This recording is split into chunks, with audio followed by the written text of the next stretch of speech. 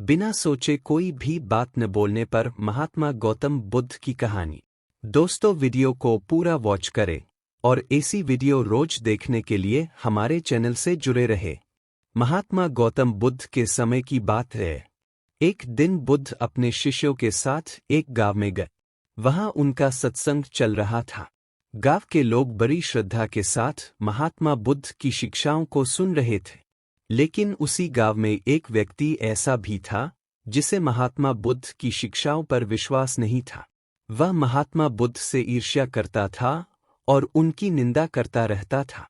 जब उसे पता चला कि महात्मा बुद्ध गांव में आए हैं, तो वह क्रोध में भरकर उनके पास पहुंचा। सत्संग के बीच में ही उसने महात्मा बुद्ध को अपशब्द कहना शुरू कर दिया।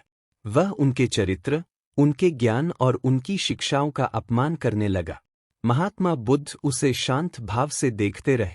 न तो उन्होंने कुछ कहा और न ही उसके अपमान का कोई जवाब दिया। वह व्यक्ति और अधिक क्रोधित हो गया और लगातार बुरा-भला कहता रहा। कुछ समय बाद वह थककर चुप हो गया। महात्मा बुद्ध तब शांत स्वर में बोले, भाई, यदि कोई व्यक्ति किसी को उपहार दे और वह उसे स्वीकार न करे, तो वह उपहार किसके पास रहता है?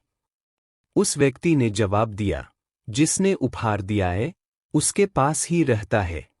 महात्मा बुद्ध मुस्कराए और बोले, तुमने मुझे अपशब्द कहे, लेकिन मैंने उन्हें स्वीकार नहीं किया, इसलिए वे तुम्हारे पास ही रह गए। इस उत्तर को सुनकर वह व्यक्ति चकित रह गया। उसे अपनी गलती का एहसास हुआ। उसने महात्मा बुद्ध से क्षमा मांगी और उनके चरणों में गिरकर कहा, हे महात्मा, आपने मेरी आंखें खोल दी। अब मैं समझ गया हूं कि बिना सोचे समझे बोलने से केवल दुख और कलह ही होता है। महात्मा बुद्ध ने उसे क्षमा किया और उसे समझाया, मनुष्य को अपने शब्दों पर नियंत्रण रखना चाहिए। सोच समझ कर बोले गए शब्द जीवन को सुगम बना सकते हैं, लेकिन बिना सोचे बोले गए शब्द केवल हानि पहुंचाते हैं। उस दिन से वह व्यक्ति भी महात्मा बुद्ध का अनुयायी बन गया और अपनी वाणी पर संयम रखने की शिक्षा को अपने जीवन में अपनाए। महात्मा बुद्ध कहते हैं कि हमें अपनी वाणी पर नियंत्रण रखना चाहिए और बिना सोचे समझे कुछ भी बोलने से बचना चाहिए। सोच समझ कर बोले गए शब्द सदा दूसरों के मन को शांति और आनंद प्रदान करते हैं। दोस्तों, वीडियो को लाइक भी करते चले। उस व्यक्ति के महात्मा बुद्ध का अनुयायी बनने के बाद उसने वाणी की शक्ति को गहराई से समझने का प्रयास किया। महात्मा बुद्ध ने उसे और शिष्यों को एक दिन और समझाते हुए कहा, शब्द एक तीर की तरह होते हैं। यदि तीर एक बार धनुष से निकल गया तो वह लौटकर नहीं आता। इसलिए जो शब्द हम बोलते हैं उनका असर दूसरों के दिल और दिमाग पर पड़ता है। यह असर या तो सुकून दे सकता है या किसी को चोट पहुंचा सकता है। उन्होंने आगे कहा, यदि हमारा मन अशांत है, क्रोध से भरा है, तो हमारे शब्द भी वैसी ही तीव्रता लिए होंगे। लेकिन यदि हमारा मन शांत है, तो शब्दों में मिठास और समझदारी होगी। इसलिए वाणी पर संयम का पहला नियम है, पहले अपने मन को शांत करना। उस व्यक्ति ने पूछा, भगवन, यह कैसे संभव है? क्रोध तो स्वाभाविक रूप से आ जाता है। ऐसे में वाणी पर नियंत्रण कैसे रखा जाए? बुद्ध मुस्कराए और बोले, क्रोध को शांत करने के लिए तुम्हें धैर्य रखना होगा। जब भी क्रोध आए, उसे तुरंत व्यक्त न करो। पहले गहरी सांस लो, मन को स्थिर करो और विचार करो कि जो तुम बोलने जा रहे हो वह सच में आवश्यक है या नहीं। उस दिन से वह व्यक्ति अपनी हर बात से पहले गहरी सांस लेने और सोचने का अभ्यास करने लगा। धीरे धीरे उसने देखा कि उसके शब्दों में बदलाव आ रहा है। जहां पहले वह तीखे और कठोर शब्द बोलता था, वही अब वह धीरे और मधुर वाणी में बोलने लगा। जीवन में वाणी का महत्व। महात्मा बुद्ध ने अपने शिष्यों को वाणी के 3 प्रमुख नियम सिखाए। सत्य बोलो, ऐसा कुछ भी न कहो जो झूठ हो, चाहे वह कितना भी आसान या आकर्षक क्यों न लगे। प्रिय बोलो, कठोर और चोट पहुंचाने वाले शब्दों से बचो। वाणी का उपयोग दूसरों के दिलों को जोड़ने के लिए करो, तोड़ने के लिए नहीं। हितकारी बोलो, जो शब्द तुम बोलते हो वे दूसरों की भलाई के लिए होने चाहिए। बिना सोचे समझे अनावश्यक बातों से बचना चाहिए। गांव के अन्य लोगों ने भी इस घटना से बहुत कुछ सीखा। वे महात्मा बुद्ध के अनुयायी बनने लगे और वाणी संयम को अपने जीवन में अपनाने का प्रयास करने लगे। बुद्ध के इन उपदेशों से न केवल वह गांव बदल गया, बल्कि आसपास के अन्य गांवों में भी शांति और समझदारी फैलने लगी। भगवान गौतम बुद्ध कहते हैं कि हमारी वाणी हमारे व्यक्तित्व और रिश्तों का सबसे महत्वपूर्ण हिस्सा है। बिना सोचे समझे बोले गए शब्द न केवल दूसरों को बल्कि हमारे जीवन को भी नुकसान पहुंचा सकते हैं। इसलिए सोच समझकर बोलना ही सच्चे ज्ञान और अच्छे जीवन का प्रतीक है। दोस्तों, वीडियो को लाइक भी करते चले। समय बीतता गया और महात्मा बुद्ध का वह शिष्य जो पहले बिना सोचे समझे कठोर शब्द बोलता था, अब गांव के सबसे प्रिय व्यक्ति बन गया। उसकी मधुर वाणी और संयमित व्यवहार से लोग उसकी ओर आकर्षित होने लगे।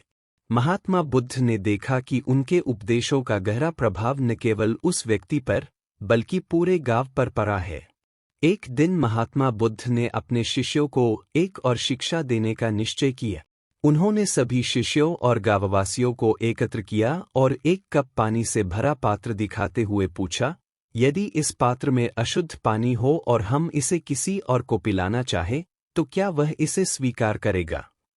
गांव के लोगों ने उत्तर दिया, नहीं भगवान, अशुद्ध पानी कोई नहीं पीना चाहेगा।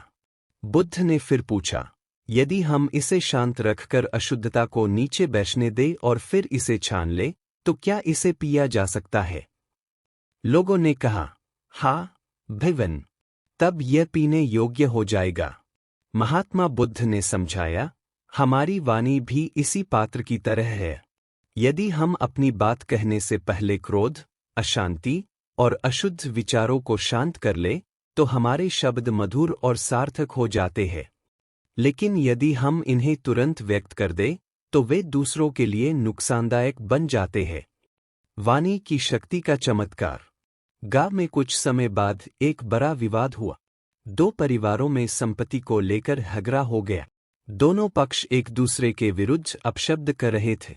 महात्मा बुद्ध का वही शिष्य जो वाणी संयम का अभ्यास कर रहा था, वहां पहुंचा और उसने दोनों पक्षों को शांत करने की कोशिश की। उसने महात्मा बुद्ध के उपदेशों को याद करते हुए कहा, यदि हम एक दूसरे पर कठोर शब्दों का प्रयोग करते रहेंगे, तो यह आग की तरह बढ़ेगा और हमें जला देगा।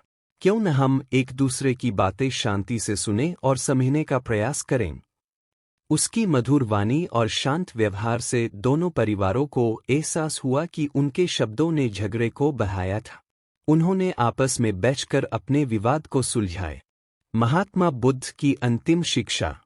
कुछ दिन बाद महात्मा बुद्ध ने अपने शिष्यों को अंतिम शिक्षा देते हुए कहा, वाणी का संयम केवल बाहरी नहीं है, यह भीतर से आता है। यदि तुम्हारा मन और हृदय स्वच्छ और शांत है, तो तुम्हारे शब्द भी स्वच्छ और शांत होंगे। इसलिए अपने विचारों को हमेशा सकारात्मक और सहानुभूतिपूर्ण बनाओ। उनकी यह बात सुनकर सभी शिष्यों ने वाणी संयम और मन की शांति का अभ्यास करने का संकल्प लिया। वे समझ गए कि वाणी केवल संवाद का माध्यम नहीं है, बल्कि यह प्रेम, करुणा और सत्य का प्रसार करने का सबसे प्रभावशाली साधन है।